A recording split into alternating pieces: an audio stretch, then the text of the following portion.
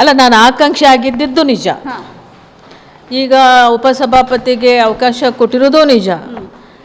ಇವೆರಡರ ಮಧ್ಯೆ ಮತ್ತೆ ಯಾವುದು ಅನ್ನೋದಕ್ಕೆ ಮತ್ತೆ ಕಾಯ್ತಾ ಇದ್ದೇನೆ. ಈಗ ಒಂದು ಮಹಿಳಾ ಕೋಟ ಇತ್ತು ಮೇಡಮ್, ಅದನ್ನು ಹೋಲ್ಡ್ ಮಾಡಿದ್ದಾರೆ.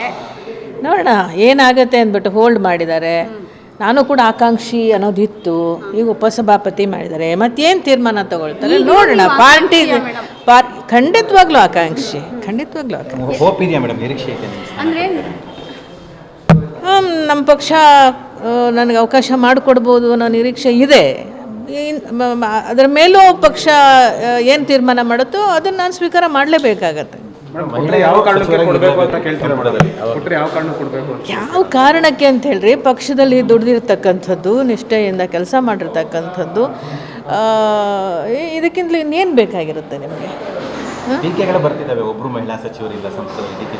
ನಾವೊಂದು 3 ಸಚಿವರು ಕೊಡಬಹುದು ಅಂತ ಬಹಳ ನಿರೀಕ್ಷೆ ಮಾಡಿದ್ವಿ, ಕೇಳಿದ್ವಿ.